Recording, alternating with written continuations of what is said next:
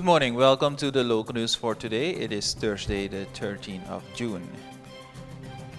Political Violence Act not yet adopted. Suriname is also affected by fake news. Ministry of Natural Resources has challenges, not problems. And the Moroccan foreign minister visited Suriname. The National Committee and Commission for Victims and Survivors of Political Violence still advocates for the adoption of the Political Violence Act. The draft law was submitted by the organizations to the Parliament in 2017, said Muyenga Linga, the board member of both organizations. The organizations are also committed to supporting relatives who go through life with trauma as a result of political violence. This includes those who have suffered from the civil war. Muyenga said that guidance is necessary in order to live a normal life. This year, the Committee and the Commission for Victims and Survivors of Political Violence, will commemorate the Day of National Mourning for the fourth time. The world is plagued with the phenomenon fake news via fake social media accounts. This is also the case in Suriname. Some members of the Council of Ministers also became victims in the past. The Interior Minister Mike Noor Salim said that spreading fake news is worrying. He described this act as malicious. Facebook has deleted more than 2.2 billion accounts worldwide in the first quarter of 2019. In Suriname, it was around 20,000. According to Jean-Luc Van Charante, the director of Ineffable, there are 300,000 Facebook accounts registered in Suriname. He expects that more fake and double accounts will be created in a run-up to the elections next year.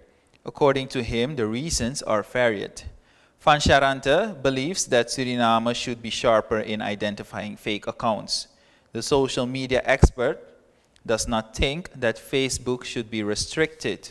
According to him, we should not create situations like in China, where Facebook is banned. He believes that if individuals feel plagued, they have to report this to the police. The new media, as social media is known, is quite a challenge for traditional media companies. Carla Boetius, chairwoman of the Surinamese Association of Journalists, indicated that despite news is first shared on social media, society nevertheless stays aligned and looks forward to traditional news sources.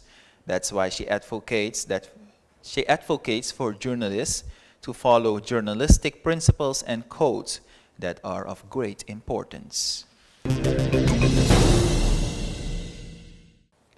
The Ministry of Natural Resources has challenges, not problems, according to Minister Sergio Akimboto.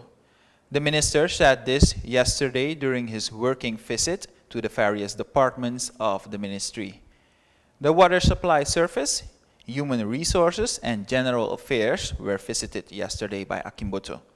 In the context of a transparent policy, the newly appointed minister discussed the reports of these departments with the relevant staff.